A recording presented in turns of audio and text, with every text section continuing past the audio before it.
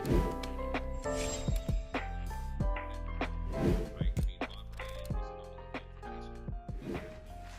right, here we go. We have a summer edition, ladies and gentlemen. Look at Bob Ryan. He's ready for the beach or the pool. I'm outdoors, and Goodman is still, well, he's just tied to his desk. I haven't showered. He hasn't showered because his job never ends. Welcome to the Bob Ryan, Jeff Goodman Tanguay Along for the Ride podcast. We will be with you throughout the offseason here with CLNS.com and CLNS Media as we talk about the offseason of the NBA. So, gentlemen, let's get right to it. Bob, I'll start with you. Our good friend Kyrie Irving has opted back in with the Brooklyn Nets. Are the Nets disappointed he opted back in? And are you surprised he didn't have anywhere else to go? From all we gather, what the bottom line here is that no one wanted him for him other than the Lakers. And they weren't going to pay him what he wanted to start with, remember? So this in a better world, this would be a sobering thing. It might make him cause to re-examine his whole isness, but it won't. He'll just reinforce him that he's right and the world's wrong. And we just don't understand him and never will, because how can we understand someone at that incredible intellectual level and a level of feel that, he's just a wholly better human being than the rest of us. So, nobody wanted him that's what it was. So he's back with the Nets. It's Good. amazing to me that we're at this point. Now, again, sure, we saw this coming to some degree, but still the fact that we are there and we are looking at one of the best players in the league, one of the most talented guards we've ever seen in the NBA, and the fact that nobody wants him. And it's not like he did something so egregious to people, right? Like there's some guys that are just such bad people. It's not like you could say that about Kyrie. He's just so out there and not a great teammate, but for different reasons. I mean, let me read you his quote when he basically said he was coming, quote, "Normal people keep the world going, but those who dare to be different lead us into tomorrow. I've made my decision to opt in, see you in the fall." I mean, come on, man. Like, enough of this bullshit. Like, enough. Just play ball or don't play ball and be done. But I think everybody's tired of it now. Cleveland was tired of it. Boston was tired of it. The Nets really are tired of it, but there's nothing they can do about it. And nobody else wanted this dude now. It's just not worth that. As great as he is, it's a great paradox, because I will go on record, and we're all in agreement. A guy, he does things at his size that are as good as anything anyone has ever done. He gets to the basket at will, ambidexterity. He can play. Oh God, yes, but it's the whole package has proven over time to be not worth it. Yeah. The last great thing he did was make the most important single shot in a decade. When winning a championship. Hooray, you did it. We can't take that away from you.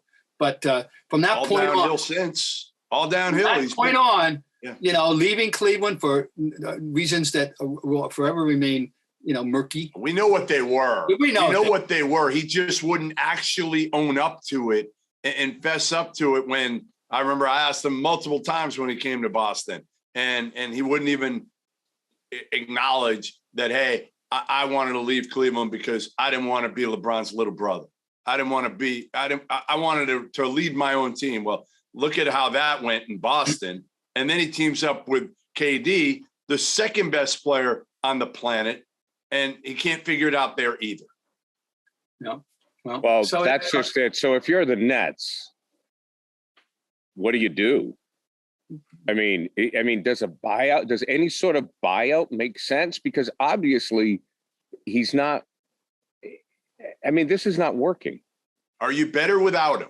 That's right. The question right now. I mean, that's the thing. Which is amazing that we're here and you're talking about a buyout. And at first, Gary, I'm saying, you're out of your mind. I know. Like how can you even say that? But on the other end, you're saying to yourself, you know what? Like, maybe you are better without him. And it's KD and a healthy Ben Simmons and some of these other pieces. You get Joe Harris back with Seth Curry. And, hey, this team is not losing. They're not being swept next year in the playoffs in the first round.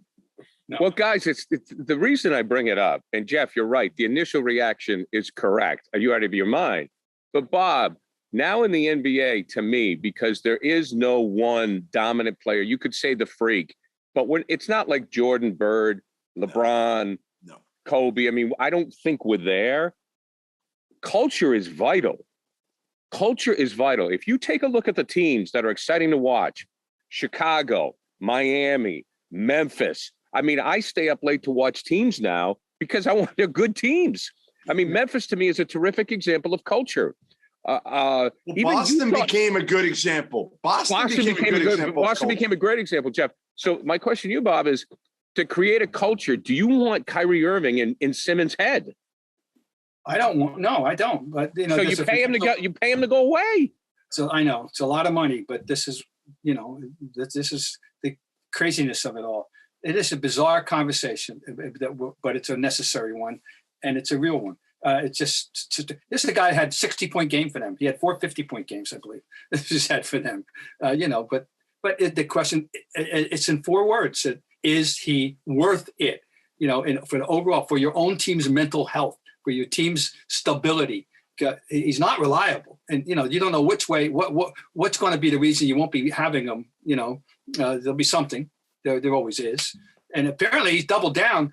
In case anybody was wondering, with that quote that Jeff read to us, so I saw that quote. I rolled my eyes. I laughed. That's Kyrie being Kyrie. Nothing's changed. He's doubling down on who he is. But to wrap up this portion of the show, to Jeff's point, he's not a jerk. I mean, he's not a bad guy. In real life, apparently, he's quite. But he's just. And I almost feel I'm moody. at the point. Yeah, I'm at the point right now with him. Because in this era, fortunately, we have all been awoken to mental illness. Now, I'm not going to diagnose anybody, but I feel bad for him. I'm at the point right now where I'm gone from being angry to I feel bad for him because it's going to be gone. I mean, the reality is it's going to be gone and he's going to have missed it. And I think that it's a shame for him. And I think it's a shame for us. So moving on to the next topic. Jeff is on the soapbox with Brunson and the Knicks. Go ahead, Jeff Goodman. The Knicks are clearing off everything to be able to get Jalen Brunson and maybe more. But starting with Jalen Brunson, they hired his father, Rick Brunson, as an assistant coach. Leon Rose, his son, is Jalen Brunson's agent. And Leon Rose obviously ran CAA before he came over and is running the Knicks, which I thought was a questionable pick by one James Dolan. But listen, they're going to get Jalen Brunson. And I love the dude. He won 2 national titles at Villanova. He was a huge piece to Dallas's success this past year. He showed that without Luka on the court, he could be an alpha dog. He could be a number 1 guy and win playoff games. But I just don't know if he's worth clearing the deck for and maxing out to get Jalen Brunson. But you know what? Listen, they got to get momentum somehow. They got to be relevant somehow.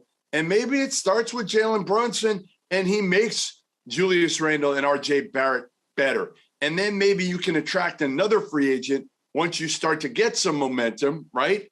So I kind of get it, but I also look at it as, man, that's a lot of money to spend for Jalen Brunson if that's what's going to happen here. Well, I too have been a fan of his since his Villanova days, and I remember having a conversation with Rick Carlisle about him, a couple of years ago, and the virtues that he brings to the team. And yet, I find it hard to believe that he's this valued. Although he did have a 41-point playoff game, did he not? And he's elevated. Maybe he's reached a level that I was unprepared to acknowledge. So I've had to backtrack here, and maybe I'm underselling the guy that I actually like to start with. I just had him. I said, I wanted this guy. I've been fantasizing here about getting him here, but not to start, but to be in the mix, to be on my team. But the idea that he is that coveted by anybody, and the Knicks who need something badly, it blows my mind away. And I still can't get there to think that he's worth, and I like him. I want him, but he's not worth, to me, that kind of money. Guys, that's the state of the league, right? People are going to overpay. We saw it with Major League Baseball, We've certainly seen it in the NFL with specific players, but that's the point we're at now. I mean, the NBA, they're going to overpay, Bob. It speaks to the Knicks' desperation, right, Jeff? Don't you think? The Knicks are. Yeah. Well, Here's what I would say. I mean, but he's not the marquee name that's going to dazzle all but the really sophisticated fan. I don't think that. Bob, here's what I'll say. All right, ready? I'm going to go through it with you, and you tell me where he fits. We're gonna run through a few guys, okay, at the point guard position, and you tell me where he fits in right now, okay? Steph, no, obviously Steph's better. Luka's better. Ja's better. Trae Young's better. Damian Lillard's better. After that, I'm going to give you some other. Those are Chris Paul's better, although he's 36, 37. Drew Holiday. Who you take, Jalen Brunson or Drew Holiday? Holiday. Okay. Yeah, flip a coin. De'Aaron Fox. I don't know enough about him. I mean, I haven't. He's out there and then toss-up. These are all toss-up. LaMelo Ball or Jalen Brunson. Man, I might take LaMelo. Hello. Okay. Lonzo Ball. I might take either one. Toss-up. Yeah, I mean, I might take both LaMelo and Lonzo. Yeah. Fred VanVleet. I might go with toss-up. Toss-up, right? Shea Alexander. Brunson. Toss-up. Right. All these guys. Yeah. So basically what you're saying is there's about 8 guys that are better at his position, and then he's somewhere in the range of 9 to probably 15. Mm-hmm. So he's probably a mid-tier point guard. Is that worth $30 million a year? Probably not. But if you're the Knicks, you got to overpay because you're not getting one of those top 7 guys. John Wall was bought out by the Rockets, and the rumors are flying. They say he's going to sign with the Clippers, or maybe he already has. But it's a done deal. Does he have anything left, Jeff? We don't know. You know, he's been off for a year. Certainly, he's not the John Wall of old, right? The maybe as fast from baseline to baseline a guy as I've ever seen, and big and strong and athletic and all that. But what I will say is we said this about Derrick Rose. Okay. We said this about Derrick Rose, and he came back as a completely different player, right? They were similar in a lot of ways. Right? Derrick was a little more explosive. John Wall was a little faster. Neither were great shooters. And Derrick Rose came back a completely different player. Cerebral. Isn't Wall bigger? They're about the same. I always look at Wall as thicker, kind of bigger. So I wonder if that would be harder on his body. Okay. Yeah. Go ahead. All I'm saying is John Wall doesn't have to come back as the old John Wall, right? He can come back as the new John Wall. And if Kawhi comes back as the old Kawhi and Paul George comes back as the old Paul George, they could be fun to watch. And they could be relevant, is all I'm saying. After a year of kind of irrelevance, are they winning the whole thing? Probably not. But I like John Wall. Listen, I remember seeing John Wall. I think I was the first one to ever see John Wall in AAU ball. And man, was he a blur, like an absolute blur. And I know he's been through a lot injury wise and, ballooned up weight wise. I hope he can kind of find a home in LA. And I guess, the bigger question I'd have is how focused is he at this point? Right. I mean, he's making still $47 million. They bought him out of that. How focused is he? Does he care enough to be the old John Wall, especially in LA? That kind of scares me a little bit. He'll be 32 in September. So there's no way anyone can reasonably expect that rocket ship that we once knew to reemerge. I think if he can be as good in 22-23 as Rose was in 2021 for the Knicks, that would be a sufficient bonus, a plus for the Clippers. Mr. Rose had a terrific impact on the Knicks until he got hurt again. He was really, I'm thinking he can be that good. Yeah, that's a very good question. But I have no reason personally to doubt the motivation thing. I mean, I'd like to think he's going to welcome this opportunity. And, the money, of course, has always been, surreal monopoly money that I never could attach him to that level, but it's what it was. So I'm curious, frankly. I'm just very curious, and I wish him well. I hope he can at least become what Derrick Rose was last year. Not in 2021. He was a major asset to the Knicks. If he can be that good, then the Clippers are back they're back in being a pain. They can be used. They can be a dangerous team. Well, I expect them to come back this year because hopefully, as Bob said, they're all healthy. They should be.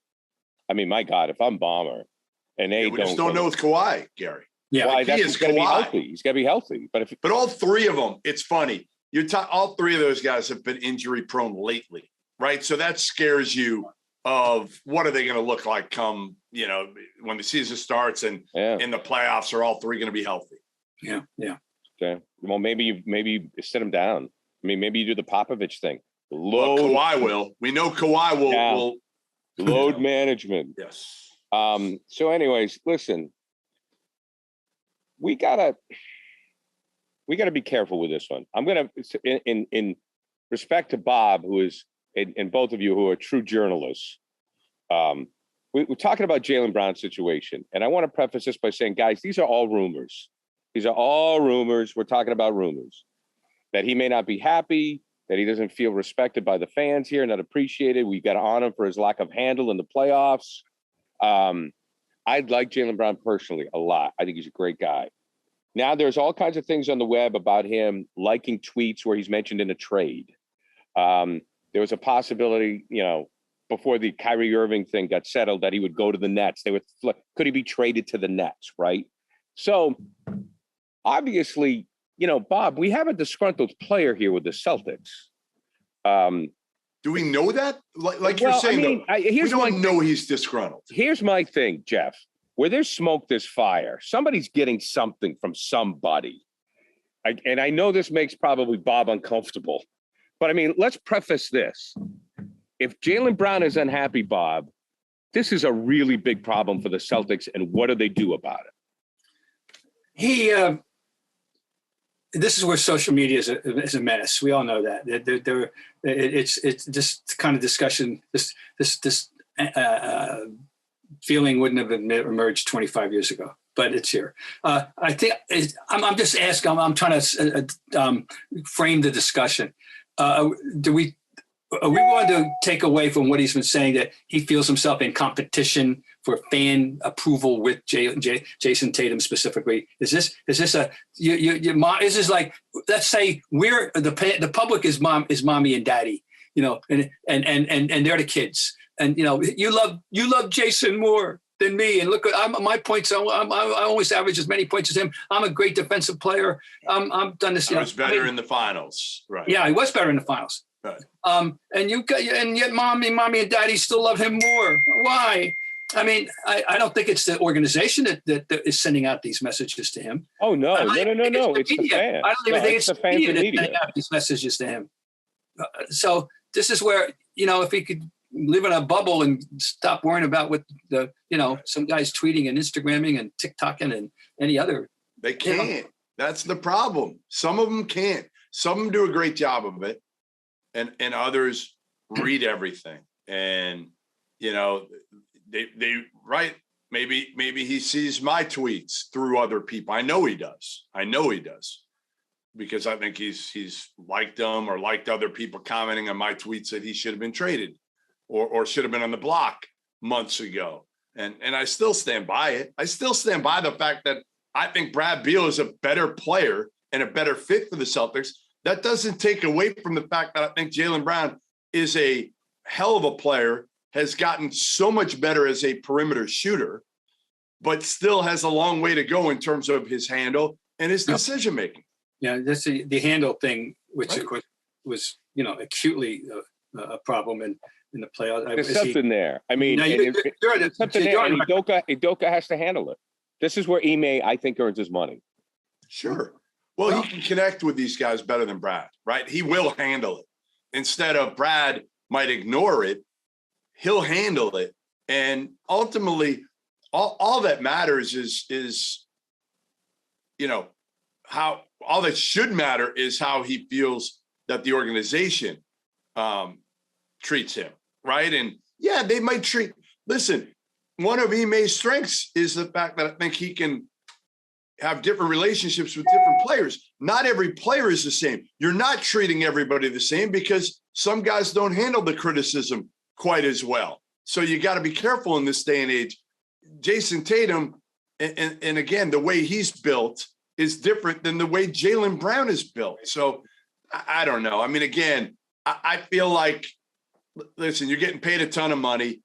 You're not as good as Jason Tatum. You were better in the NBA Finals, but you're not as good a player as Jason Tatum. Jason Tatum will be a top 5 player in this league in a matter of time, in a clear-cut top 5 player. Right now, we're saying he might be on a given day or a given series, but the consistency isn't there. Jaylen Brown, to me, still, if you're ranking players in the NBA, you're putting Jaylen Brown in that 20 to 30 range for me. Well, the key word, the verb that I heard back there was should. And, he should, but, that should is conditional. He's not, apparently. But I think there's enough time, and I think I agree with you. This is where coaches now earn their money far more than X's and O's. Right. That's for damn sure, particularly when you have talented people. And this has always been true. So that was Auerbach's greatest strength, ultimately, was he definitely treated them all differently, individually. And so anyway, it's early. It's in the season. We haven't even hit July yet. I'm not panicking on losing him or worrying about. Let's let the people who are getting paid the money to straighten it out do so. Well, maybe it'll motivate him. Motivate him to continue to get better, because as we all know, the greats, regardless of what happens in the offseason, always manage to get better. I mean, he's making. Listen. Next year, he's making $28.7 million. Tatum's making $30.3 million. I mean, come on, Oh, I know, but you know what, Jeff? While you guys look at other things, this is what I look at, because of what Bob said about social media. Every player's worried about their brand. So when Jason Tatum was doing Subway commercials and all of this stuff, and I mean other commercials as well, all of a sudden Jaylen Brown shows up in a shooting contest with Anthony Anderson on Jimmy Kimmel. And what that tells me is that Jaylen tells his people, get me out there. So he signed with Gary. He signed with Kanye's marketing agency. Well, that says it all to me. He was the first one. Now, who is gonna possibly align themselves with that knucklehead Kanye? Right. But he did. He's a smart dude. We know. Well, Kanye's a knucklehead, but when it comes to show business, he's smart. I mean, no question. The political side, somebody's smart with him. But he's really smart. But to me, you know what I'm saying, guys? You see that, and that's where he's at. But he's not Jason Tatum. I know, but he wants to be. He's not. But he thinks he is. Yeah, he thinks they're on the same level. But in my opinion, he's the only one who thinks they're on the same level. All right. Well, I mean, I like the kid, and I hope that they figure it out. Okay, to wrap things up, Adam Himmelsbach of the Globe, I thought, wrote a really nice piece today with Marcus Smart. And Bob, we're going to let Bob tee off this one, because I have done a 180 on Smart because his player's done a 180. After reading this article, I really appreciate Marcus Smart's passion. Is he perfect? No. But, in this article, as Bob can elaborate on, I mean, this losing bothers him, Bob. I mean, he takes this personally. After the big takeaway from reading the article, the man cares. And I think isn't that what we all want? We, the fans, the media, we like to think that he really cares. Talked about sleepless nights after the aftermath, talk about the things they didn't do, alluded to the terrible turnovers and seemed to take some, personal responsibility as well. I was impressed with it. I think I was very impressed with this. It's not, I think he expressed care, but not despondency. We don't have to put a suicide watch on or anything like that. No, but he's just letting us know, damn it, we could have, should have, damn it, would have done it. And I wish, we could, get a few things back. And that's, I liked everything I read in there, just about in terms of his, you use the word passion, care, whatever you want to call it. So yeah, I come away thinking a little more of him even, and I have thought a lot of him of him. I give him credit to sound off about the point guard thing. You know, everybody talking, we needed a point guard. Well, I'm the only point guard that ever got us to this group to the finals. And I've been saying for, the duration here, I categorically said they need a point guard because I didn't think he could ever act like a true one. And he did. And he has since the middle of January, he did. And he has lapses at times. He's not perfect. But, hey, I'll go back to the last play of the first game of the playoffs. And if he doesn't do what he does to start with and give up that ball at the right moment, they don't win that first game. And that's that. And he wouldn't have done that in December. We know that. So I'm okay with this. And Jeff, he wants to be here. Yeah, I mean, listen, he's right. Like Isaiah Thomas couldn't do it. Kyrie couldn't do it. Kemba couldn't do it. He did it. Obviously, he did it with a better team around him than Isaiah Thomas had. Let's be honest. Sure. But he did it. And listen, I love Marcus Smart. I've always loved him. He's always been about toughness and winning. The biggest thing was we all were like, well, is he a frontline point guard? Does he make people better consistently? And that's still my question. That remains my question. Is I think his shot selection and decision making has clearly improved. Okay, but to me, I still would like to see him take one more step in that, right? And find guys like Tatum and Brown and get them going a little bit easier instead of having them have to manufacture points. And part of that is on Tatum and Brown. But listen, it's hard to fault what Marcus Smart did this past year. Obviously, in the playoffs, he had some bad games. He had some poor decision-making. He reverted back at times. But overall, man, like, it's hard not to love this dude. It's hard not to love him because, like you said, Gary, he wants to be here, number one. Number two, like Bob said, he's taken accountability, which we all love, right? And number three, he's improved at a time in your career when you don't always see guys change their game. He has looked in the mirror and said, I need to change my game. Agreed. All right, gents, always a pleasure. Next week, more off-season talk. Enjoy the summer. Bob, I hope you're wearing your flip-flops and you relax. Moccasins at the moment. Moccasins. Okay, there you go. Who owns moccasins still? Only Bob Ryan. Bob Ryan wears moccasins. I know. That's what I'm saying. When did you buy those moccasins? These are brand new. If you're wearing shorts, there's only two options for me: sneakers or moccasin. That's all. Or flip-flops. You can go flip-flops too, Bob. I don't know. I do not remotely understand why anyone would willingly wear a flip-flop for any other reason than to go to the beach or to go to the shower room in a public place. Why do you want to walk around the sidewalks in flip-flops? I don't get that. No, I don't do that. And on that note, the man that has a take on everything, Bob Ryan. We'll see you later.